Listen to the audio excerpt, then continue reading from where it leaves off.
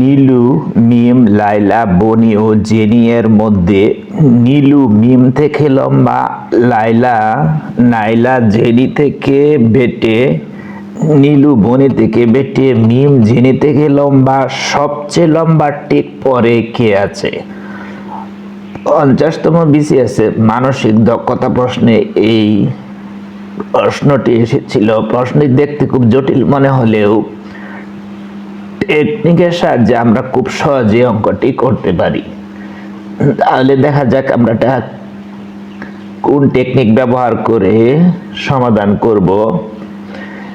বলছে নীলু, মিম, লায়লা, নাইলা, বনি ও জেনি এর মধ্যে নীলু মিম থেকে লম্বা। প্রথমে যে কোনো একটা শর্ত ধরে নিতে হবে। যেমন এখানে আছে নীলু মিম থেকে লম্বা, তাহলে নীলু কি মিম থেকে লম্বা, ঠিক আছে?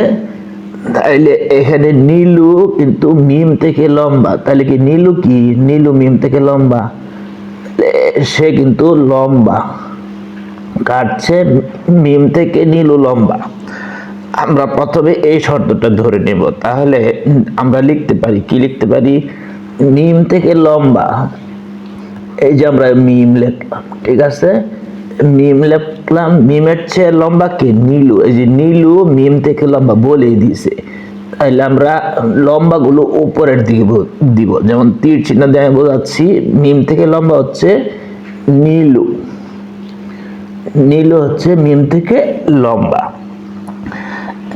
এখন আমাদের দেখতে হবে এই যে নীলু যে আছে, নীলু নীলু কার সাথে সম্পর্ক আছে দেখেন তো? লায়লা জেনি থেকে বেটে, নীলু বনি থেকে বেটে, এই যে এটা আমরা নিব এখান থেকে। দেখেন নীলু বনি থেকে বেটে, তাহলে নীলু কিন্তু বেটে কাটছে, নীলুর চেয়ে বনি কিন্তু লম্বা, লম্বা হচ্ছে বনি। তাহলে আমরা জানি লম্বা হলে উপরে ওঠে, তাহলে নীলুর চেয়ে বনি কিন্তু লম্বা, তাহলে এই যে দিলাম আমরা বনি, ঠিক আছে? বনি দিলাম, আমরা এই পর্যন্ত চলে গেলাম। এখন দেখেন এই মিমের সাথে কার সম্পর্ক আছে? মিম, এই যে মিম জেনি থেকে লম্বা, এই যে মিম জেনি থেকে লম্বা, তাহলে মিম যদি জেনি থেকে লম্বা হয় তাহলে জেনি অবশ্যই কি মিম হচ্ছে জেনি থেকে লম্বা, তাহলে জেনি অবশ্যই তার চেয়ে কি বাড়তি হবে, মানে খাটো হবে। এই যে তাহলে মিম থেকে খাটো কে? জেনি। মিম থেকে খাটো হচ্ছে জেনি। এখন দেখেন জেনির সাথে কার সম্পর্ক আছে? দেখেন এই যে লায়লা জেনি থেকে বেটে, লায়লাটা হচ্ছে জেনি থেকে বেটে, তাহলে বেটে হলে নিচের দিকে নামবে, তাহলে কে বেটে? লায়লা বেটে।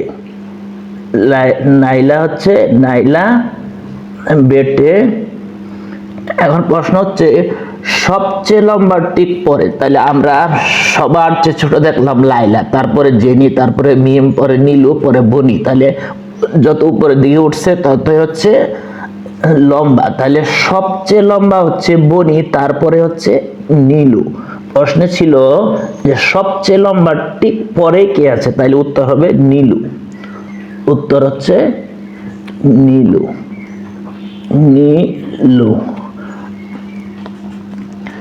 আমরা এরকম আরো একটা প্রশ্ন সমাধান করব। এটা 50তম বিসিএস এসেছিল। প্রশ্ন হচ্ছে আর পি এর চেয়ে চিকন, কিউ এস এর চেয়ে মোটা, এস টি এর চেয়ে মোটা, পি এস এর চেয়ে চিকন, টি পি এর চেয়ে মোটা, কে সবচেয়ে চিকন?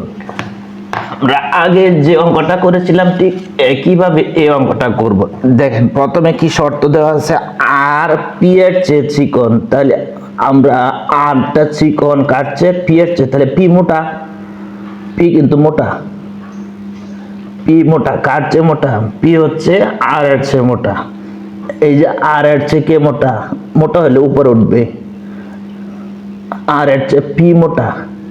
দেখেন এখন এই পির সাথে কার সম্পর্ক আছে? দেখেন তো পির সাথে সম্পর্ক আছে, কার সম্পর্ক আছে? দেখেন এখানে দেখেন টি পি এর চেয়ে মোটা, এই যে একটা সম্পর্ক দেওয়া এখানে আছে, টি পি এর চেয়ে মোটা, তাহলে পি এর চেয়ে মোটা কে? টি। আমরা মোটা হলে উপরের দিকে দিব, দিলাম পি।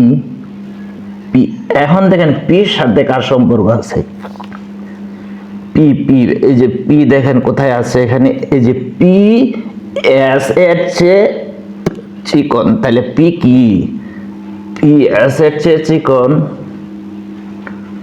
পি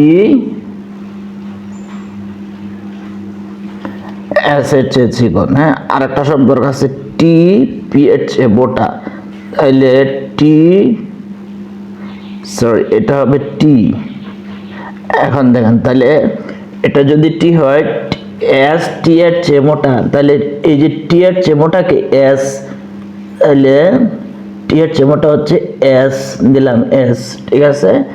এখন দেখেন আরেকটা শর্ত দিয়েছে কিউ এস এর চেয়ে মোটা, তাহলে আবার এস এর চেয়ে মোটা হচ্ছে কিউ, এই যে কিউ। তাহলে এখন প্রশ্ন হচ্ছে যে সবচেয়ে চিকন কি, তাহলে সবচেয়ে চিকন হচ্ছে আমার আর, কারণ নিচ দিকে যত যাওয়া যাবে তত হচ্ছে চিকন, তাহলে আর হচ্ছে সবচেয়ে চিকন, এটাই হচ্ছে আমার আনসার।